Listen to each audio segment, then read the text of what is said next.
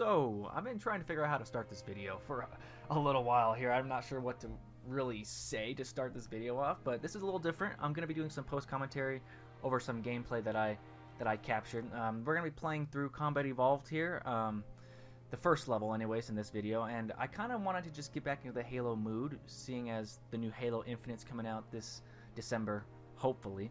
And Halo to me is a very special game. It holds a very special place in my heart just because the Xbox was my original OG console that I had as a kid growing up, and Halo was one of the most iconic games playing on that, that I played on that console growing up. So, I mean, it's a very special game, and with the newest one coming out soon, I just wanted to kind of put a Halo video out there and maybe talk about how I played through these levels and kind of my memories in regards to this game and playing it for the first time and all that stuff, and kind of thought to do something different, just kind of react to my own gameplay and just kind of talk about it while I sit by and watch it with you guys. So hopefully you guys enjoy it, and yeah, let's get this going.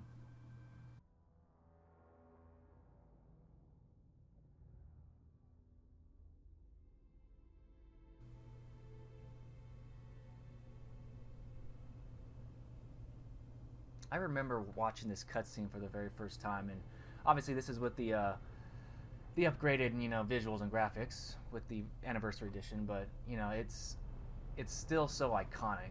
Like, just the straight mystery, you're just like, what the hell's going on, man? Just awesome view of the galaxy. All I need to know is, did we lose them? I think we both know the answer to that.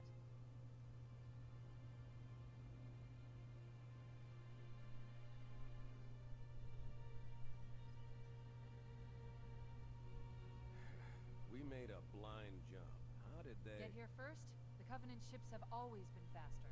As for tracking us all the way from Reach, at light speed my maneuvering options were limited.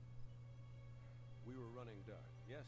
Until we decelerated, no one could have missed the hole we tore in subspace. They were waiting for us on the far side of the planet. So, where do we stand? Our fighters are mopping up the last of their recon picket now, nothing serious. But I've isolated approach signatures for multiple CCS-class battle groups. Make it 3 capital ships per group. And in about 90 seconds, they'll be all over us. Well, that's it then. Bring the ship back up to Combat Alert Alpha. I want everyone at their stations. Everyone, sir? Everyone. And Cortana, Hmm? let's give our old friends a warm welcome. I've already begun.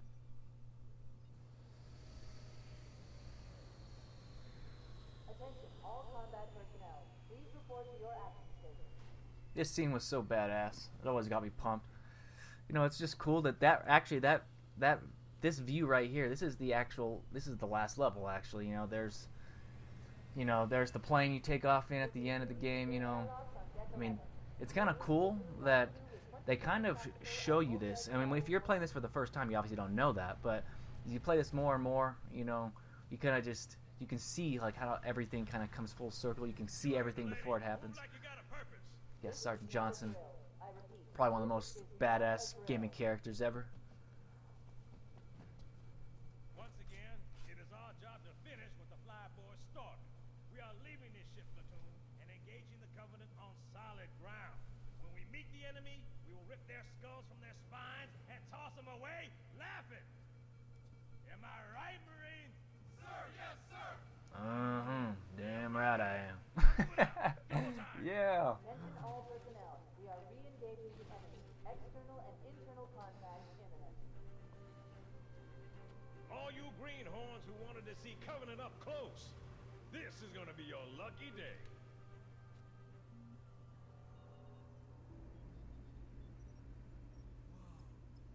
Sir? Right. Let's thaw him out. Okay. Bringing low-level systems online. Cracking the case in 30 seconds.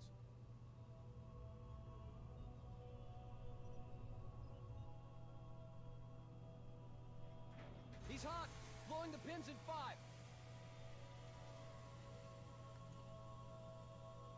Now I remember sitting there seeing this for the first time, and you just like, there's just like this big mystery and just like, what the hell? Like, who is that? Like, what is this massively green armor you're wearing? Chief, please look around the room. I need to get a calibration reading for your battlesuit's diagnostics. Good. Thank you, sir. I'm bringing your health monitors online, sir. It's so cool that how they do the tutorial in this was like, it's very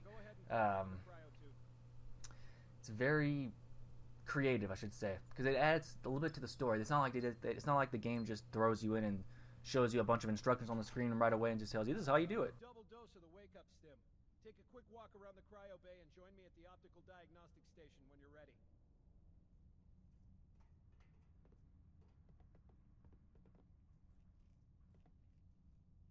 I know the ordnance techs usually take care of your targeting sensors, but we're short of time, Chief. Just look at each of the flashing panels to target them. When you lock on, it'll change color. Okay, that looks good. Sir, I'm getting some calibration errors. I'm going to invert your looking pitch, so you can see if you like it better that way. Try targeting the flashing lights again. Please follow me to the energy shield test station. Fire team, report to defensive positions Alpha 2 Sierra. Sensors show inbound Covenant boarding craft. Stand by to repel boarders. So you can hear Cortana in the background, you know, talking about the danger that we're all about to face here. Meanwhile, we're, you know, getting up to speed and just kind of getting our equipment and our shields and our all this stuff in a tutorial sort of a, you know, scenario. And it's just interesting how they did it. You know, it's really, you know, they could have just showed instructions on a screen, you know, and said, this is how you do it. But they didn't. They kind of added a little bit of story in it to make it more, you know, natural. Make it flow a little bit better. This is Captain Keyes. Send the Master Chief to the bridge immediately. Captain, we'll have to skip the weapons diagnostics and On the double, crewman. Aye, aye, sir. The skipper seems jumpy. We'd better get moving. We'll find you weapons later. Okay, I'll leave the self-diagnostics running at least. Oh God, they're trying to get through the door! Security! Intruders have gone out too! Sam! Sam! Come on, we've got to get the hell out of here. This way.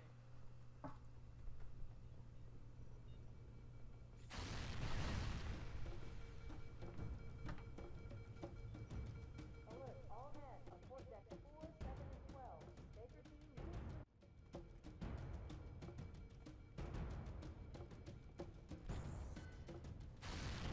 And it's just interesting, you know, seeing this. And you're going to see me here momentarily. You're going to see me flip between the OG graphics and the anniversary editions. Just kind of seeing what everything kind of looks like, you know, compared to everything else.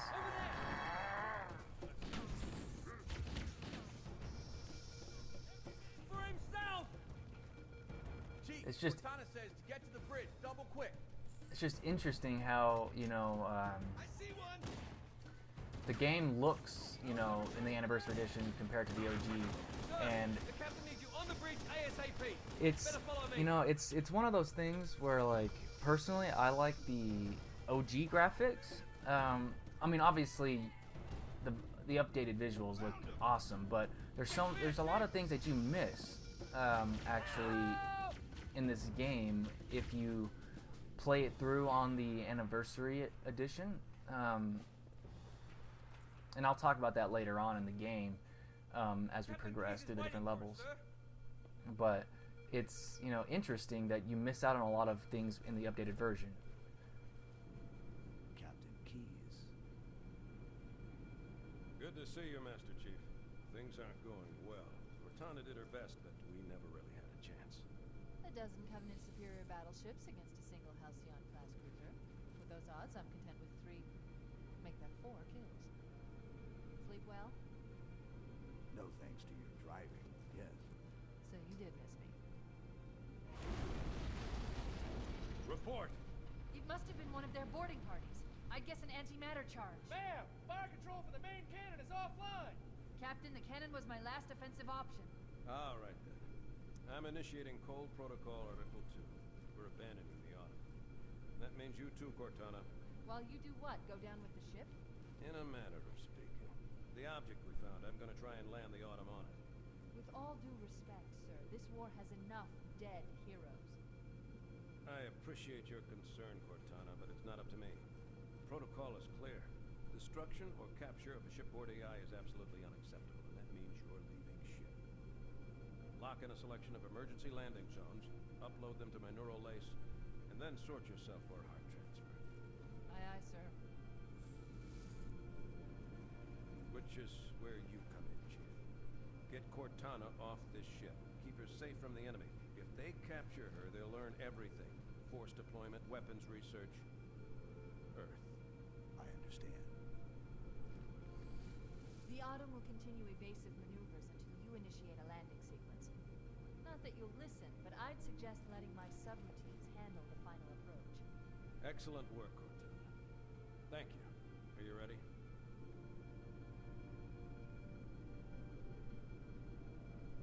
Yank me.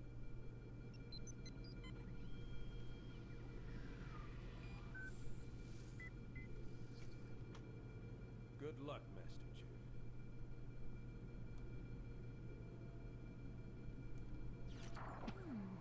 Your architecture isn't much different from the Autumn's. Don't get any funny ideas. I don't keep it loaded, son. You'll have to find ammo as you go.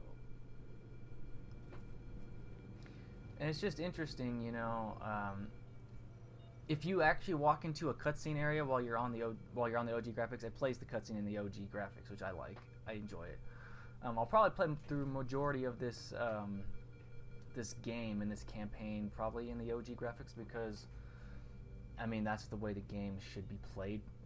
Personally, I mean, if they would have kept a lot of the things in the Anniversary Edition, I mean, I probably would have played it through the with the Anniversary Edition graphics, but you know, it's just interesting when I'll talk about this later on. We need to get off the ship before that it's completely overrun by Covenant. that you know, there's things that you miss. For instance, one thing you will notice in the Anniversary Edition is they really toned the blood down. I know some people probably have talked about this to death, but the OG Halo, they did not hold back when it came to the blood, whether it be the aliens themselves or the humans or the Marines. Doesn't matter. And it's just freaking awesome how much blood was in this game. I mean, that doesn't make a Halo game great, you know, how much blood is in the game and whatnot, but it adds to a sense of like, I would say probably realism to a sense. Obviously, I mean, we're fighting aliens, so like there's obviously you have to, like, you know, kind of, you know, put yourself in the future here. This is obviously not real, so, but I think adding the blood to the enemies and your allies and yourself, it adds a sense of, like, dread, and it kind of adds a sense of, you know, reality. And, you know, obviously it shows that you're human. You know, it's not cartoony. What and the hell? Did something just hit us? Move in! Back to the airlock! yeah, it's not cartoony or whatever, you know, it's, Look, a Mark V! you know, and it's interesting how he just says that. If you hear that Marine right there say, I am Mark V, you know. You know, there's things that you don't realize when you play through this for the first time. You're like, what the hell does any of this dialogue mean? But as you, like, read through, you know, the lore in the books, if you read the books, anything like that, you know, you find that when you play through this game again, that you find that, you know, they put a lot of detail into the game that you don't realize it.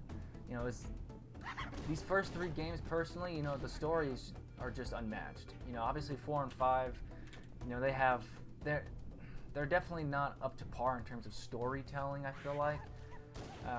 And there's a lot of things you can say about 4 and 5, obviously. But Bungie just did a great job with these first 3 games. You know, the first 3 games, obviously, they have their problems. But, you know, it's just nothing like playing through Halo on, you know, the OG graphics. And these first 3 games are just were just awesome. You know, and there's a bunch of subtleties in the game themselves that like that elite right there. You know, just the idea that you know when enemies are in their final stages, or you know those audio cues, like when that elite goes off, you know, and he gets angry. You know, those are specific audio cues where you know that elite's gonna charge you, and he's at a one hit kill. You know, like right there. See, like it's things like that. You know, I mean Bungie added these things into the game to kind of add a sense of fairness. Like, it's not unpredictable. You know when an enemy's kind of nearing their, you know, the end of their life cycle. You know when they're close to being, you know, killed off. So like, it's just interesting that the little things that they add in these games, you know, it adds a sense of detail that you don't really realize until you start playing the other games, and you're like, oh, this is missing from this game, you know. And, it's just, you know, I don't know. The first 3 games, in my opinion, especially Combat Evolved, I just killed a Marine right there. I don't know why the hell I did that. Yeah, it's just interesting that you know, these first 3 games, they have, you know, the tone in the games are so much more mature than I'd say 4 or 5.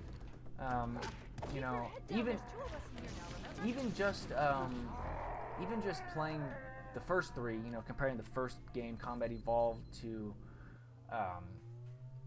you know, 2 or 3, you know, it's just like the tone is a little less mature and serious.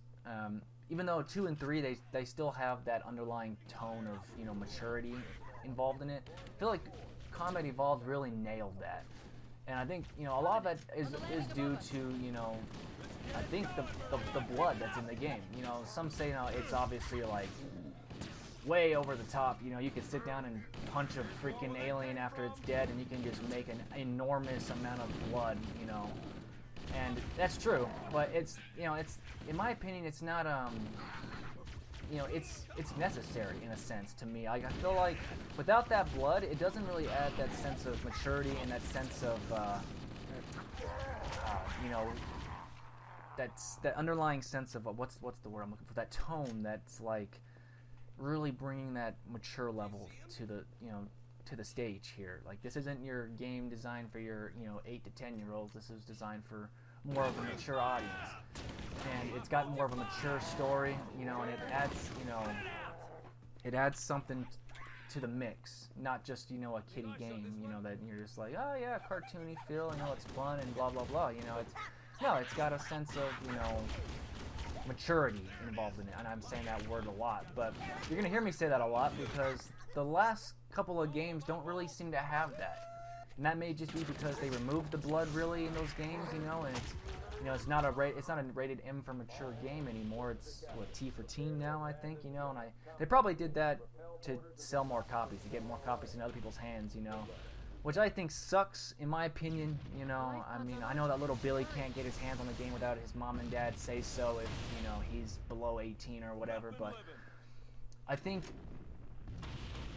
you know, you lowering that level of, you know, the game, that rating of the game, it really does, in my opinion, take away from it a little bit. You know, you can't, you know, Halo wasn't designed to be in my opinion, to be a really more of a cartoony, childish game. It had a serious undertone, you know, so I feel like it distracts from it in these later games, that, you know, that taking away that rating and making it more for teens. Outside the access ways. Activating motion tracker. Let's find a safe exit. And see how interesting it is? They bring up all these, like, you didn't have that motion tracker for like you didn't even realize you didn't have it. We need to find another route. And shows all clear. Wait. they're walking you through this, like, oh, here's a stealth part, you know, here's this tracker that we give you, you know, The door's control mechanism is off. sneak around. It's taken a lot of damage. Oh, here's this door that looks like it could be able to be bashed open, so how do you melee? Oh, this is how you melee, you know, press B to melee, you know, if you didn't know that already, you know, like, the way that they kind of walk you through it, and it's just a standard tutorial mission, you know, but the story involved in it, it's really well done.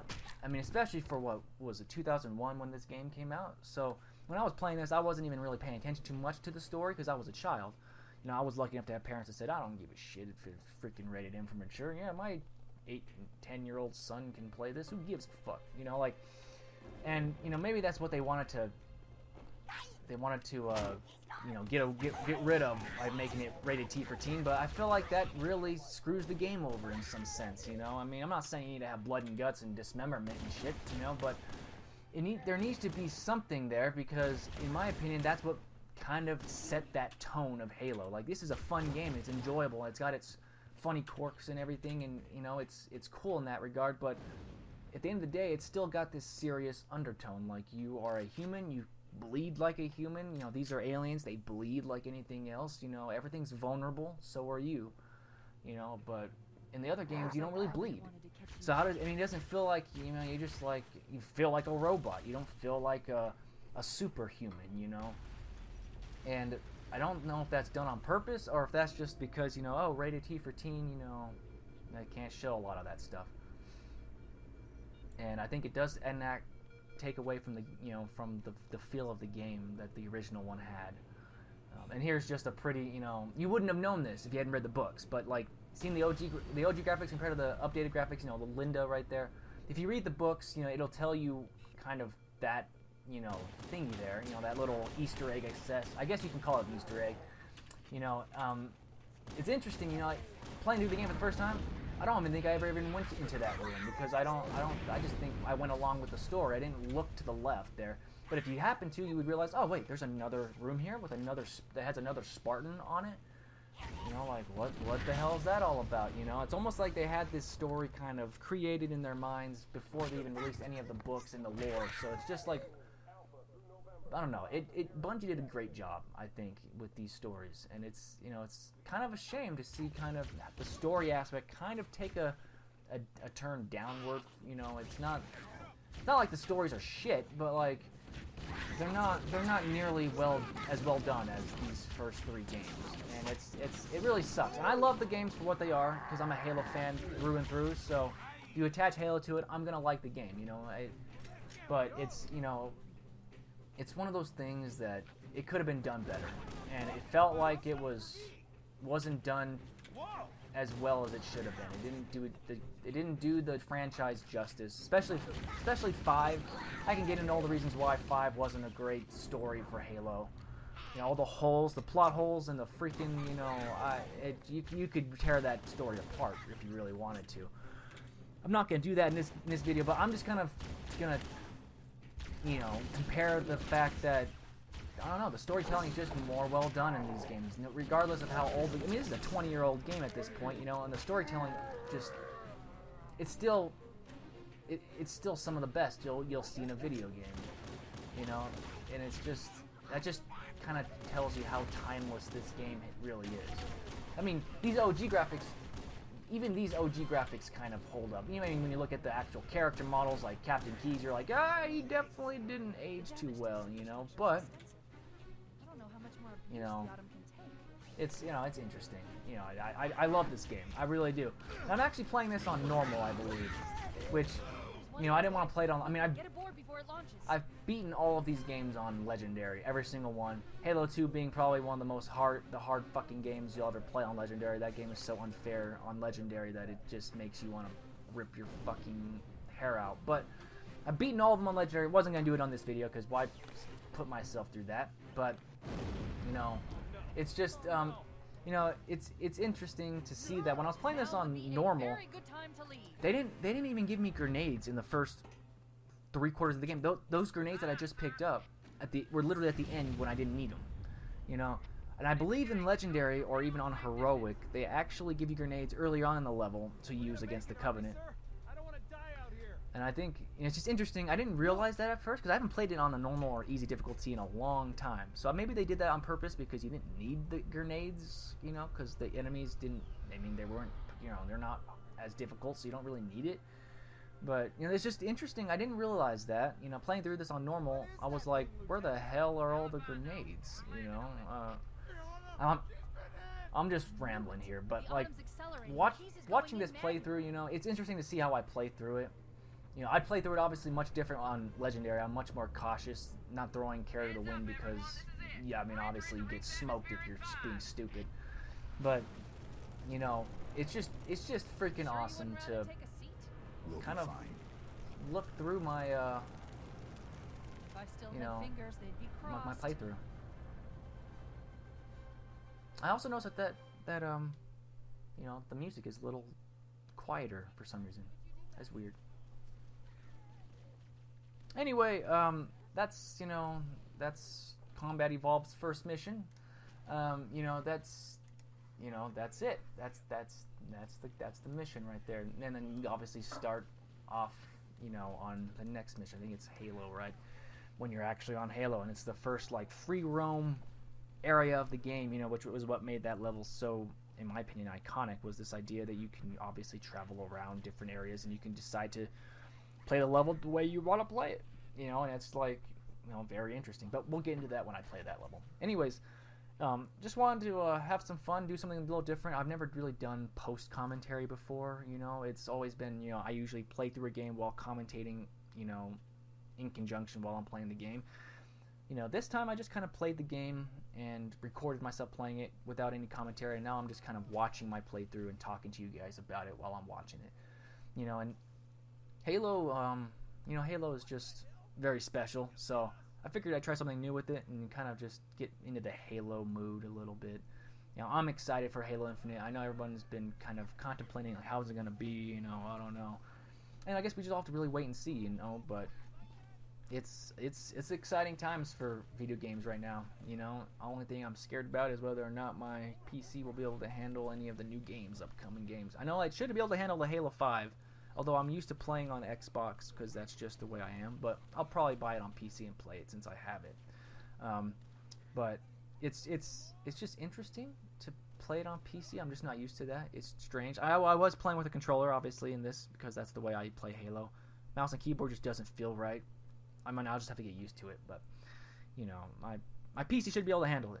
Well, whether or not it'll be able to handle, you know, Battlefield 2042 is another thing, but, you know, this game in particular is just really special, so I hope you guys enjoyed it, you know, and this game it's legendary. It's, in my opinion, probably a masterpiece, you know. It's just really well done all the way through, you know. So, I mean, I'll get more into the details of the storytelling and all that stuff later, you know, with, you know, everything that's involved with the soundtrack and everything, you know, everything just works really well in this game, and I'll get into that later. But hopefully you guys enjoyed this, you know, little playthrough here as I talked about kind of, you know, my playthrough here and just kind of talking about the story and whatnot. And yeah, you know, this is something different for me, so I'm not really used to this. Anyways, hope you guys enjoyed it, and we will see you guys in the next one. You know, in the next one we will play through that, and we'll see what that's like. It's been a while since I've actually played through these missions. It's been a while since I played through Combat Evolved, so this should be fun. Anyways, hope you guys are doing well, and I will see you all in the next one. I'll see you later.